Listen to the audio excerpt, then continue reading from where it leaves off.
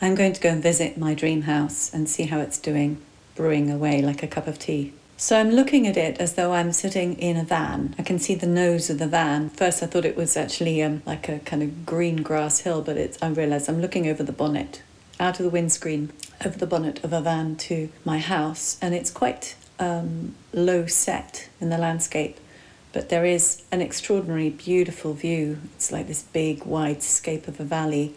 So I'm just on the side of the hill, and there's essentially a flat roof, and what I can see in front of me is a single-storey building. There is a slight domed roof to it. This looks like a Zog home. It looks like the trees, but it looks like one where the trees are now dead, actually. But I can see the glass dome of the roof. But let's go to the front door. It opens outwards to panels of wood with a sort of, I like it to be curved. Essentially it's a Gothic arch. I go into that room, and there is that plan that I've known for so long, where there's almost like a semicircular, a new moon-shaped region. The floor is actually cobbles, quite lovely, like pebbles from the sea, and some flat slabs of stone, quite a warm coloured stone.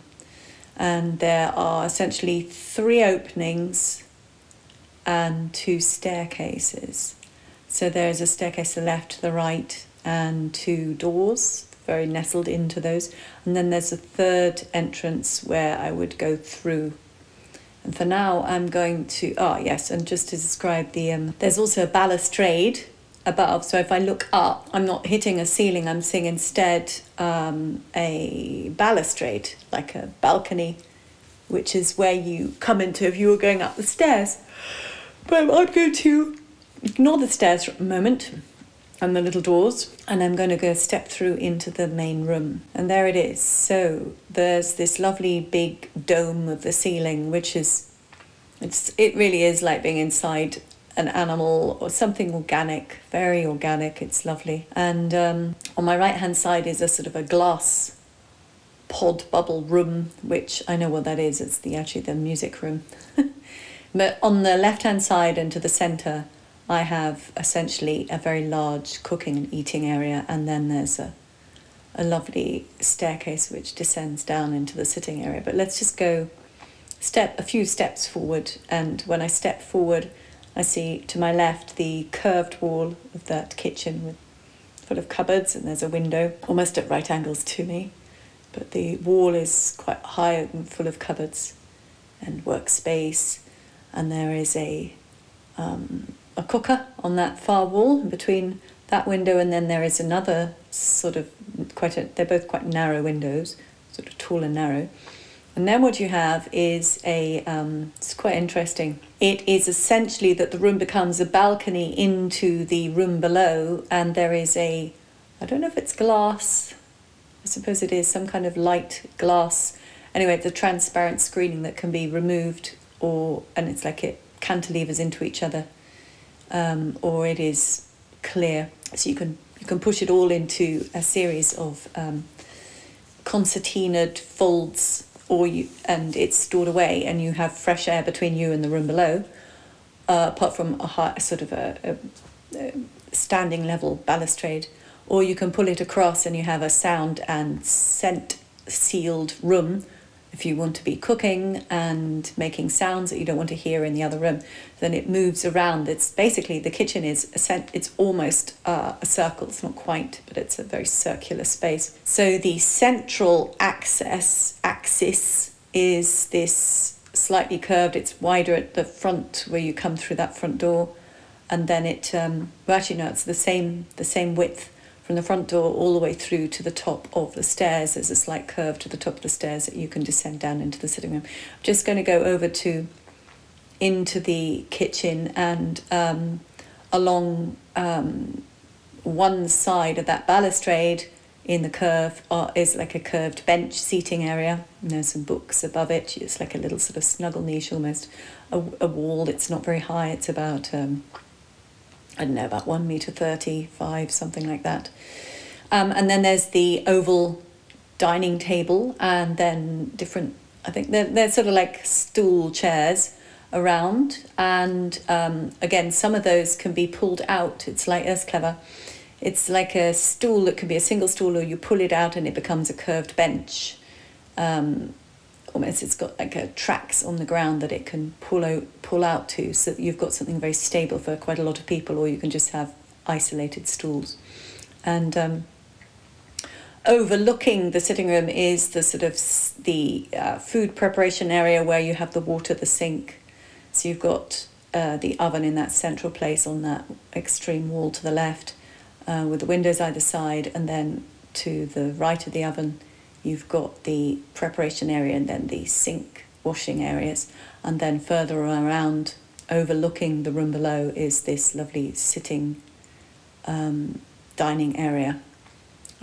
What's the floor like? All the cupboards, what are they made of? They are wood, and they're very beautiful. You can see all the grain of the wood. There's a lovely smoothness. It's very chic. It's very sleek. There's no kind of it's like planes of curved wood, so you get this glorious soft gloss buff of the wood. And there are some different kinds of wood in there.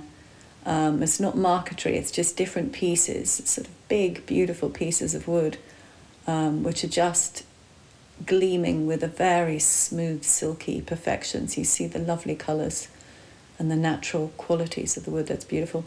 On the floor, it feels actually like terracotta tiles. I think it's the hypercourse system, which I've always wanted, that the Romans used, the steam heat from underneath, just with the very gentle warmth to the feet.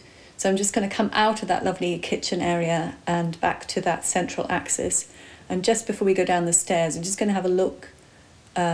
What happens to the right is that just between that, we had the entrance through from the foyer, the hall, and there is a passageway which goes off to the right, and that you can sort of see some glass elements of walls, and that seems to be the bedroom areas, sort of private areas. We'll go and have a look at that later.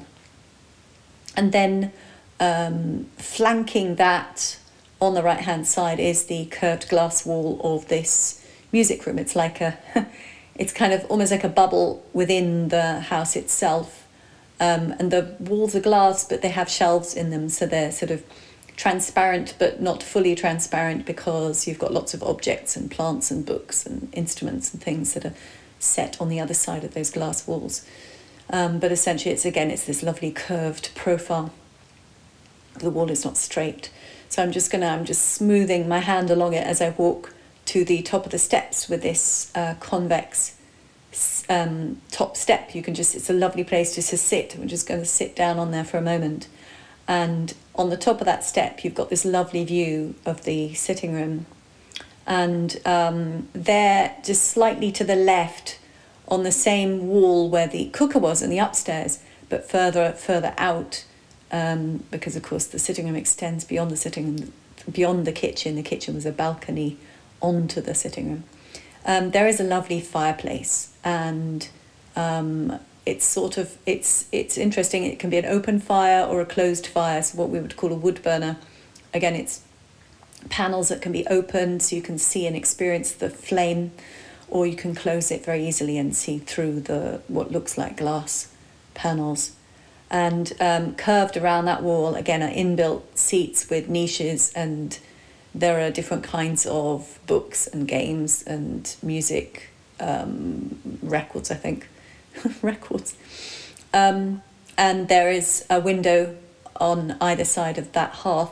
In fact, there's a small window on the left-hand side of the hearth, and then essentially what you have from the other side is that it opens again to a lovely curved wall, not quite floor to ceiling, but it's glass, quite narrow panels, which again concertina both ways, so you can open it out and then you're in an inside-outside room. And there is another piece of inbuilt seating on that far wall just beyond the full opening of that concertinaed glass window, and that takes you around the full curve of the building. But there's other windows there, and then on the right extremity of the sitting room there is another staircase which You can just see it disappears around downstairs. It curves around to the right, and then I think, I'm not sure whether it goes to the left, we'll find that out.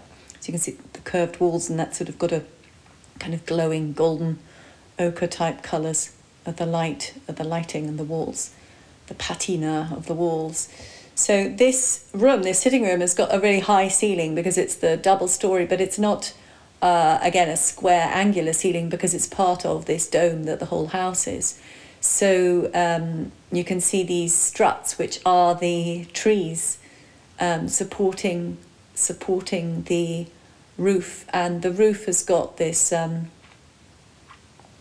it's a tracery of wood and glass, where the glass, it's a triple type glazing, but it has similar to the system that my father designed for Anugraha. Actually, it's got these panels that you can make dark as well if you want to, but essentially it's a clear glass with a sort of, it looks like an attractive pattern in it, but that's part of the cells that you can change and make them dark. So that's the ceiling that goes up, the walls become the ceiling in that sort of soft curve. So it's a very, very comfortable room. There are what we would call bean bags for sitting in, just sort of dotted around, lovely colours, lovely sort of soft, rich texture of the fabric that you can just plonk together and build together and make into sofas, or you can sit on the inbuilt benches that are around the edge. And the floor is looks like a lovely wood pattern, but with some soft rugs as well. Actually, it's just one big round one. Actually, it's like a half circle round one because the axis of the stairs is left in wood. It feels like you can move anything in this room to change. And the bottom of the staircase is rather lovely. It becomes like an amphitheatre, so you can sit. Several people could sit on the stairs itself and look into the room. So you could imagine lots of games that you could play that way. Very sociable room. We're just going to have a little look just briefly out of the open doors to the terrace and to the view and to the garden, and it's such a glorious view. There is a sort of shimmering light in the air. It's just so beautiful. This is what this planet is. It is just, we don't get the opportunity to see unless you have all this money. And that's the beauty of this time that I'm looking at, that there is no question about money. It's just being there in the nature, being allowed to be in a beautiful place. Having that right to be living in a beautiful place. Goodness me, what an effort that seems to be in this time and space. But there, no, you have this glorious view, and it's a huge valley, essentially. In front, you can see the far hills in the distance. And there's sort of textured lights where you've got rocks in some of the distance, but mostly it's different agriculture and beautiful forests. There's a sort of semi-tropical feel to it. That light is so soft in the distant. And it's just an expanse of a view of space, of nature. It's just a beautiful thing to behold. And I'm standing on a terrace which skirts the house, like several meters wide. I would say it's about 5 meters wide, just taking the curve of the house. And then there is a drop to, there is a lower terrace, but we're not going to go down there right now. The hills are sort of shaped because some of the hill is actually other parts of this building, but we'll move on to that later at different levels. But for now, we'll go back in that door and just go down the stairs. And downstairs is another large room, and it's just empty. It's got a polished floor, and it's a sound room. You can go and sing, you can dance, you can meditate, you can do yoga, whatever you want to do. It's just a beautiful, and it's got I could call it a domed ceiling. It's essentially, it's almost like an egg with the bottom chopped off, the shape of this room. So it's dug quite deep down into the hillside compared to where we were just a moment ago. And the walls are like a smoothed clay and adobe, but beautifully smooth, kind of polished, burnished. Actually burnished, some of it is just the natural ochre, which gives a glorious tone, and some of it is just much paler, just to keep it light. And the floor, what is the floor? It's something really delicious to be walking on. It's very smooth. I think it's the same thing actually. It's like a burnished adobe.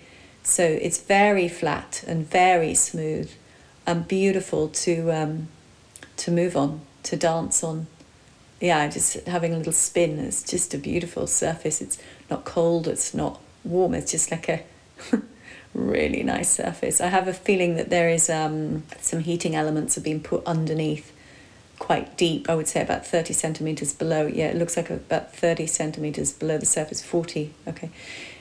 Some heating rods where some of that hot water from the hypocauste system, which is generally keeps a lovely flavour and atmosphere with slight bit of damp but warmth throughout the house to keep it really, really healthy.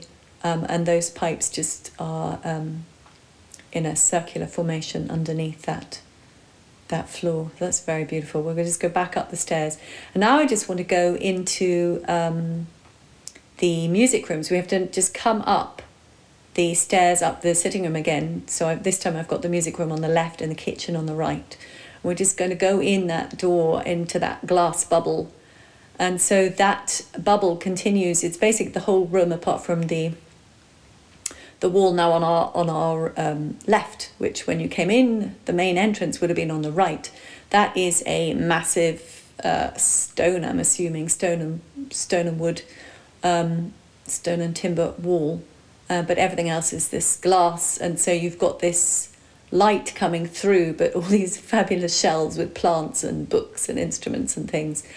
It's really interesting kind of diffuse light, and there is light coming in from the ceiling, again from the same glass roof. So it's a very beautiful room, and it's the perfect place to make sound recordings and to work with sound.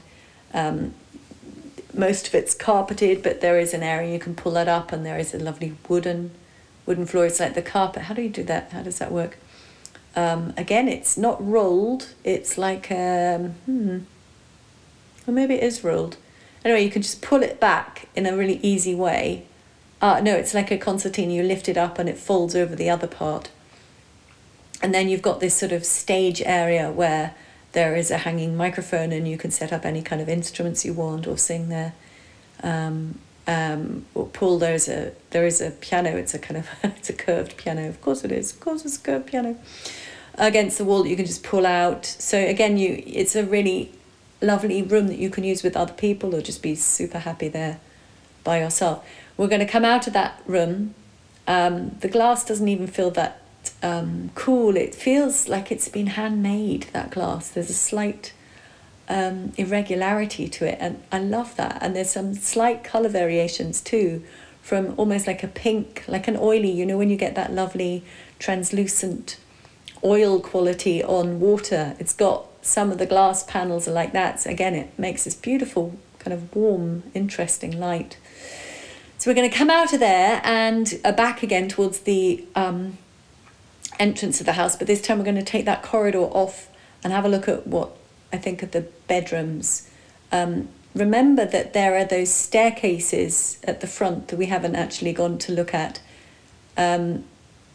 I feel like we should just quickly pop out and have a look. So back into the main hall, the first entrance, and the door's still open. So on one side we've got a small staircase room which is down. I think that there's another room sort of just below the kitchen level on the kitchen side, and I would call it that the utility room, the cellar, the storage space for long-term foods and things like that. So that's down there underneath. So I closed that door. On the other side is a lovely little cosmetic room. It's a little loo, a little visitor's toilet, cloakroom. So that's that, very kind of light, inviting, like a soft, creamy apricot colour, very yummy, yummy colours. And then this little staircase, which is like a little magic staircase, really.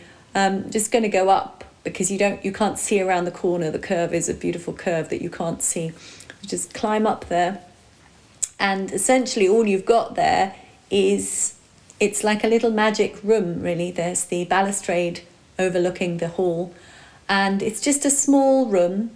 In the where the roof at this point isn't that high because it gets higher just beyond that, above the kitchen. And it's a really very cozy little space to just go and sit and cozy up and read or think or do something. It's just sort of filled with big kind of these beanie bag type kind of cushions. They're not the horrible cheap polystyrene things. They're lovely. It's like a little secret place that you can, it's kind of a kiddie treehouse type feel about it. You can come down the other side of the staircase. There's no real reason for it. It's just a delightful, magical thing. Right, so we're just going to go back in because we've done that. And we're going to go along that corridor, which has a kind of a interesting, kind of a quite a serene blue light coming through the glass. And what I can see is essentially, again, it's a curve, and there is light from the ceiling. The ceiling has almost like a serpentine, just series of ceiling lights, which are just in a line, a curved line from that beginning of that corridor to the end. At the end is a beautiful curved wall, and I think there are two small little windows. Again, it's like this beautiful sort of shiny adobe, but this time in a beautiful kind of cream apricot, very gorgeous finish to touch. So that's right at the end. But let's see, the first room, there is a room there on the left. It is a bedroom and it has its own bathroom. Again, the shapes, think about this sort of egg shape. So the bathroom is like a capsule within the bedroom, but imagine a sort of an egg made of adobe, but with the bottom cut off. That is the shape of the bathroom. It's a kind of a nestled in to that bedroom, with half walls, but with glass up the side, so you've got privacy and moisture containment, but you've also got light and a sense of it belonging in the room rather than as an afterthought. And both of them look out over that beautiful landscape, the windows from that room. And I go back into the corridor, and there's just a small sort of storage space room on the right hand side, just following on from the next to where the front door would have been, that front hall part. Again, we've got some smaller rooms on this side towards the front of the house. They seem to be all about sort of storage. So there's clothing rooms with hanging rails, beautifully lit from above, but you don't really need an external window. It's just the light from above. There's several of those. Another small loo, bathroom. And then there's there's 3 beautiful bedrooms like that on that side overlooking the view. So that's a very beautiful thing. I'm just going to come back there. Quickly go into the last room. And there, the windows there have, don't know whether the first and second have, but certainly the third has this very beautiful balustrade balcony. And there is this lovely, again, the room, think about these clusters of eggs or pebbles, which is essentially what this house looks like from a distance, because you've got the big ovoid form of the main house. Then you have, with its beautiful curves, then you have that sort of lump to the right of the house, lower down, with some windows out, which is built into the hillside, and that is that big space just for recreation, for movement or sound. And over the top of that, at the higher level, are these 3 sort of pods, which are the bedrooms, and they're like a series of pebbles or eggs which stick out. So each of them have a curved wall, and then they join at the interstices between. So it's like 3 pebbles sitting next to each other. The wall's made of a mixture of tree which has been grown in that form through encouragement. It's used electromagnetic frequency to ask the tree to actually grow in that place. That's how you get the wood beams to be that. And then this lovely glass that's set in between. Actually, all the glass is handmade, but it's got I'm not sure, it's got this sort of structure that there's air in between in the glass itself, and that's why it's insulated You have this sort of clarity, and yet you can also it's like a porous brick, each piece of glass. It's an art form to make that kind of glass. We haven't even tried it because we just have one idea of what glass is, but they make their we make our panels like that with this kind of insulation. It's got the ability that you can see straight through it, not through every panel. Some of it's more just translucent. But there are certain areas where it's pure, straight, clear, and you can see straight through it. And then others where it's less easy to see through, and the air pockets between the glass kind of do that. But also there's an iridescence to the glass. It means that when you see the building from a distance, it's quite magical the way it catches the light. And it looks like a gem in the landscape, which is what a house should be. A beautiful addition, a coexistence in the glory of nature. It's a very, very beautiful house. And standing on that balcony, my God, it's breathtaking. The view, it's very, very lovely. So there is actually a rope ladder. We're just going to climb down that just for fun. Of course, you could normally go out of the corridor and down the stairs and out, but we're just going to climb down that corridor. And there's a few fun things. There's sort of like a hot tub type thing. And at the lower level is the pool. And the pool is used for all the different kind of water recycling. So a lot of water is collected from the roofs and from the different guttering systems and put through. There's a lovely... the pool's actually in the shape of an eye, ho, ho, ho, but it's not for the old reasons of a shape of an eye. It's just quite beautiful the way it's been structured.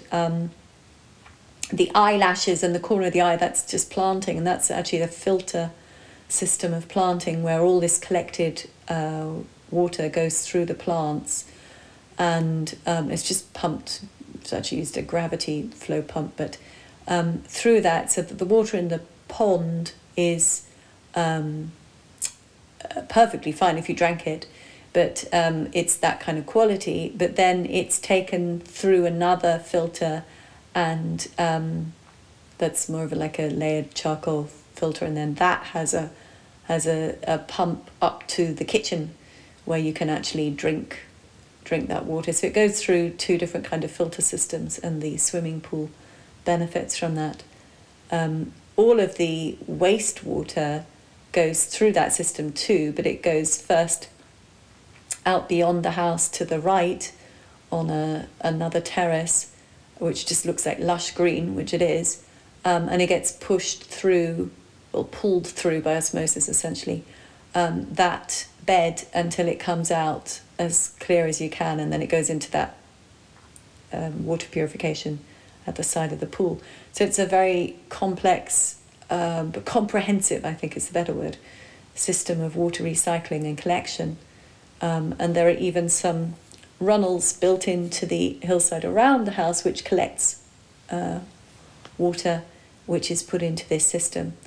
There are some stops and checks, because obviously you don't want to have too much water in a system, and that's between the sort of gross plant bed for all the gross wastes, and then the finer one by that swimming pool. There are a series of tanks which can easily all be tapped off and let the runoff water run down the hillside. There's a waterfall which can be dry or can be used, so that's for if the water levels get too high. So it's already in a state of purification. It's fine to go back into the natural water systems and table. But otherwise it's a very attractive series of staggered tanks from one level down to the swimming pool level. And the form of the bottom of each of these tanks, they're actually metal. Yeah, it's interesting. I thought they were stone for a minute. No, they're metal. And they have curved, the base of them, of each one has a special curve to invigorate the water, just like the Schauberger work of how water moves in spirals. And if you move water in spirals, it will do astonishing things. It gets so much more energized Matsuro Emoto knew all about energizing water, but essentially the shape of these containers that take the water from the one system to the other moves the water through, and this sort of, it creates vortexes which build the energy in the water. So you have a very highly charged source of water for the house, and it looks fun as well, the way it moves through those systems, and it sort of spurts with a lot of light in it before it goes into that plant bed by the pool. So it's a very lovely system. Everything that works is very lovely. It's a very beautiful place to live.